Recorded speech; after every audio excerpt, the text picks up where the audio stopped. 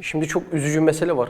Bayan arkadaşların, kardeşlerin artık bir ürün satabilmek, pazarlayabilmek adına cinsel obje olarak çok ciddi manada kullanıldığı bir dönemdeyiz. Ben hakikaten özellikle çok hayret ediyorum kendim bir şeyleri gördüğümde. Mesela İslam'la ilgili anlaşılamayan en ufak meseleyi açık buldum ve kadına değer vermiyor diye bu kadar ciddi tahrip eden insanlar gerek Batı'da olsun gerek Türkiye'de de çok fazla var. Ya bir cips reklamında bile bir bayan teşhir ediliyor. Bir araba tekeri satacakken adam bir bayanı teşhir ediyor. Mesela tabii burada kimileri yanlış bir cihetle onun güzelliğini biz orada ön plana çıkarıyoruz da diyebilir ama maalesef öyle olmuyor yani. O reklamı izleyenlerin, yapanların, pazarlamacıların ve satıcıların temel niyetinde bir bayanı bir cinsel obje olarak kullanarak karşıdakinin iştahını açma unsuru mevcut. Sosyal hayatta bu artık çok arttı. Bu şu demek değil yani. Bir kadın sosyal hayatta rol almasın demek değil. Kadın sosyal hayatta obje olarak rol almasın demek istiyorum. Buralar hem kadınlar için çok üzücü oluyor hem de öte yandan şöyle bir durum var. Şimdi belki bir gençliğine yeni adım atmış bir erkek kardeşimiz. O da etrafta bir anda belli başlı hormonlarını ilk kez fark ediyor, tanıyor. Etrafındaki insanlara bakıyor. Her birisinde konu kadın olunca ciddi bir cinsel açlık etrafında görüyor ve bunu tetikleyici çok fazla reklam unsuru da görünce maalesef mastürbasyon dediğimiz veyahut porno bağımlılığı dediğimiz hastalıklara bu arkadaşlar seri şekilde yakalanıyorlar.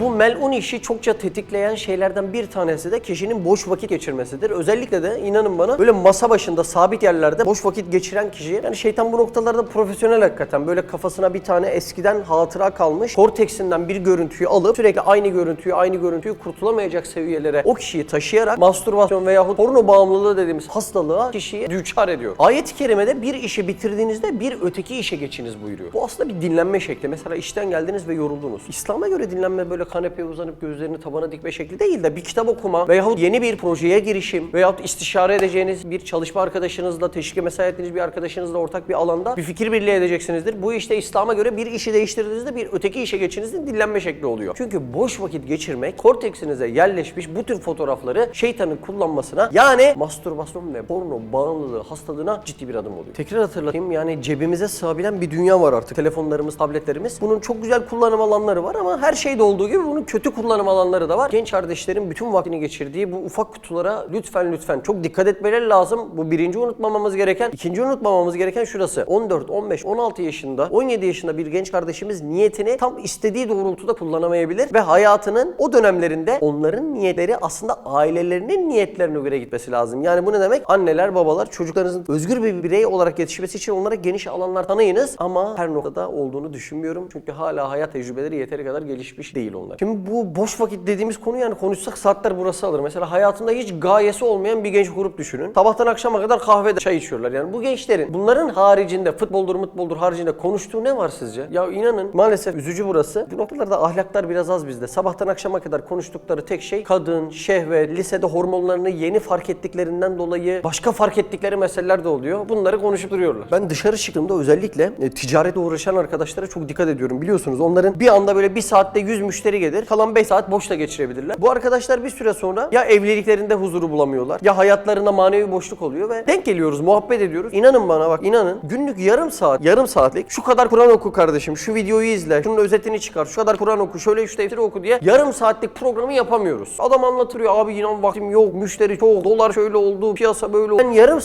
yarım saat geç yatsan, yarım saat erken kalksan zaten çözeceksin. Yarım saatlik bir şeyi ahiret için ayıramıyorlar. Devamı nasıl oluyor? Gözleri sürekli hayvani bir şehvet oluşturacak şekilde hep görüntüleri hapsediyor. Bunun sonucunda ya pornografi bağımlısı oluyor bu arkadaşlar ve devamı tabii ki de mastürbasyon, ya böyle eşlerini aldatmanın bin bir farklı yolunu yaşıyorlar ve inanamazsınız. Bak gerçekten sayısı her geçen gün şok oluyorum artık. Etraftan duydukça iğrenir hale geliyorum. Ya da böyle hani aileden belli bir miktar din bilgisi almış. Maddi durumu da normalin biraz üstünde. Hani hem dine uyduracak hem nefsine uyduracak. Bu sefer çakma imam nikahları yapıyorlar. Hiç böyle literatüre hiç uygun olmayacak şekilde, ritüellere, fıkıha hiç uygun olmayacak şekilde çakma imam nikahları yapıyorlar. Yani ne olacak? Etraftan duyunca aman bir şey demesinler. Bir hanım alıyor çakma imam nikahıyla. 2 ay sonra ondan sıkılıyor. Üçüncüyü alıyor ondan sıkılıyor. Yani farklı bu zinaya isimler bulup duruyorlar bundan sonra. Çünkü kişi o boş vakitlerini hakikat için doldurmazsa kalbini mutlaka batıl esir alacaktır.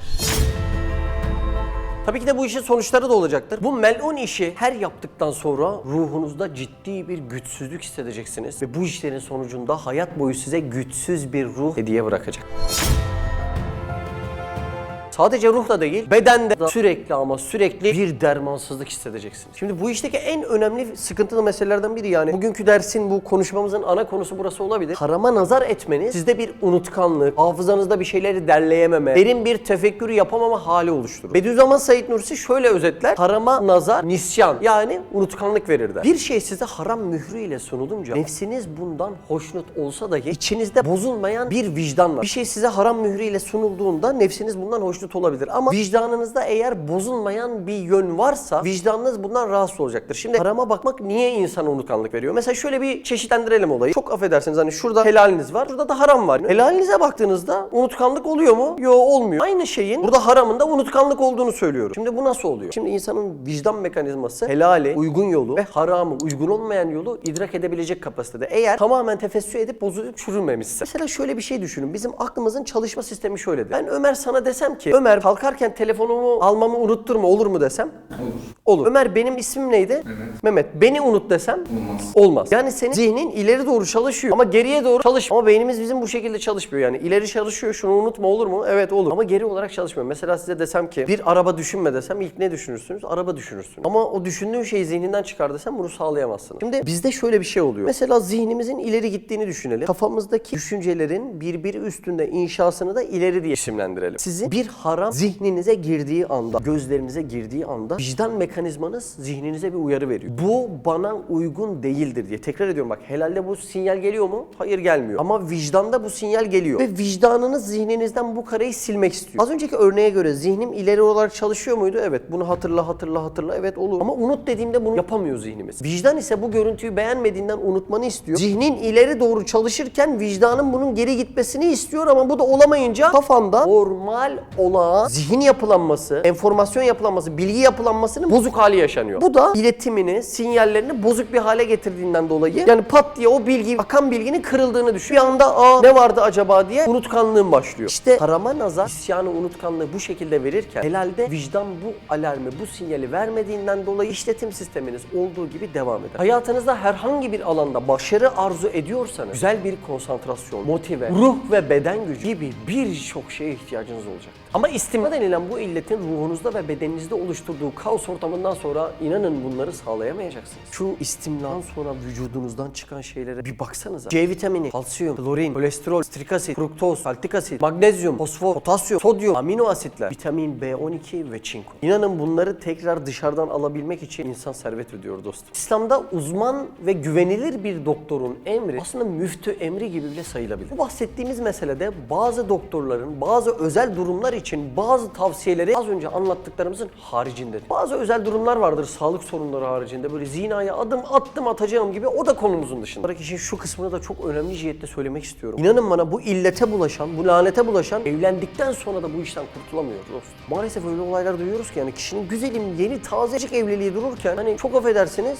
vakit geçirmek ve tatmin olmak için bir bilgisayarın ekranını tercih ediyor bu insan. Bundan sonra tabii ki de yani insanın eşi de gözüne hoş gözükmez yani. Ya ne boş bir evlilik yapmışım der ya. Bu işin en basit sonucu Allah'ın en sevmediği helallerden biri olan boşanmaya gidiyor. Gençliğini bu illetle tüketen biri vücudunu da çok erken yaşlarda bu işte tüketebildiğinden dolayı lazım olup istediği bir yaşta çocuk sahibi de olamıyor. Yani dostum, anladığın gibi haramda huzur ararsan huzur sana haram.